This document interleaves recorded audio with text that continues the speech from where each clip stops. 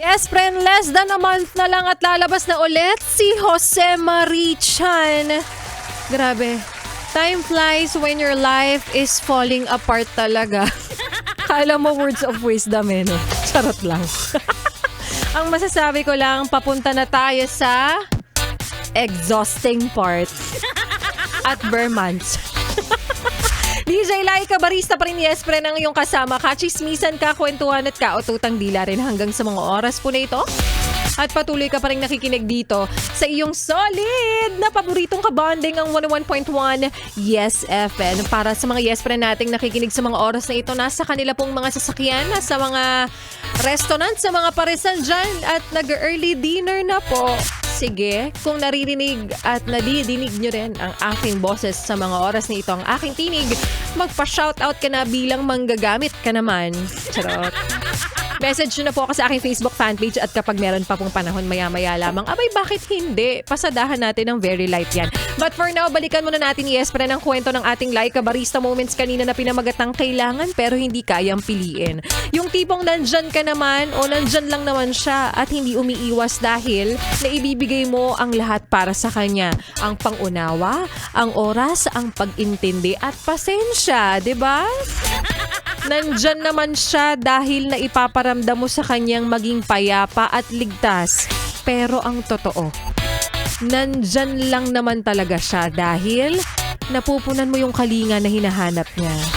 Natatawa siya sa mga jokes mo, sa banat mo. Gusto niya yung humor mo pero hindi yung ikaw. Sa madaling salita, yes friend, nandyan lang siya hindi dahil mahal ka niya. Wala siyang nararamdaman para sa'yo. Huwag ka nang delulu.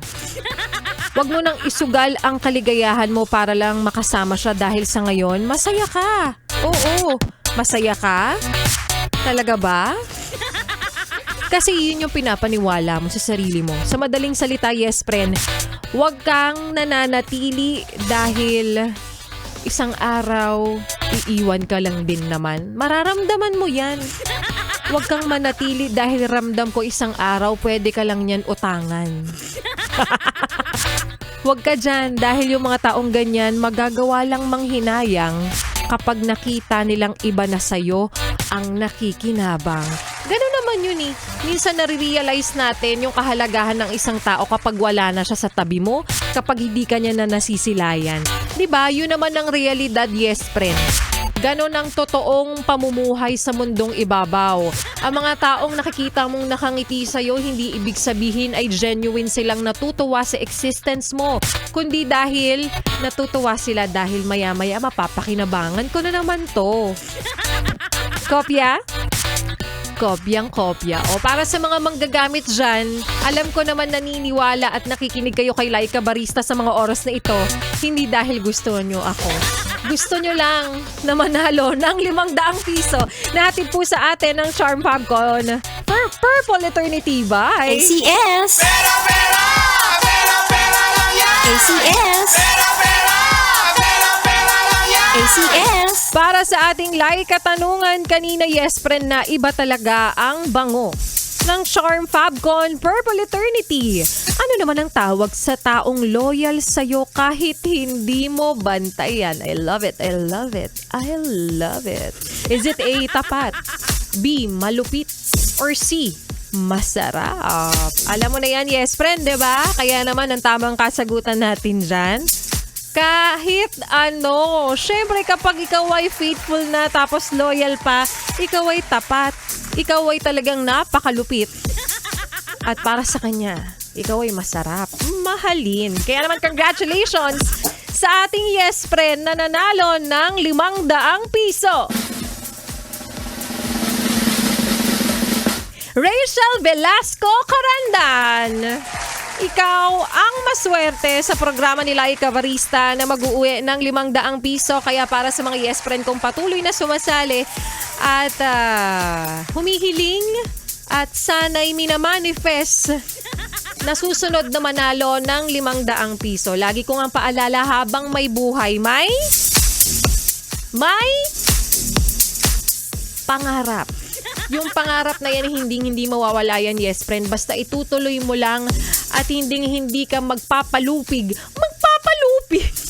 Hindi ka magpapatalo sa kung anumang pagsubok na dumaan sa iyong pamumuhay sa mundong ibabaw. Again, congratulations sa ating winner ng 500 piso na hatid po sa atin ng Charm Fabcon Purple Eternity by ACS. Pera, pera, pera, pera lang yan. ACS. Pera, pera, pera, pera lang yan. ACS.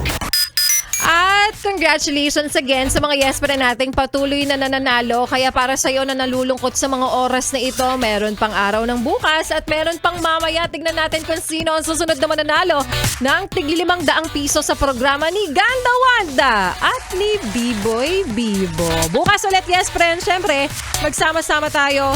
Same time, same frequency, and same station. At para dun sa mga yes friend natin na pauwi na galing trabaho, pauwi na galing lakwatsa dahil alam naman nating walang pasok ang mga estudyante ngayong araw na ito, ingat po sa inyong lahat. At para sa mga estudyante na hindi ibinalik ang baon at ipinambili na lamang ng pagkain, edi wow.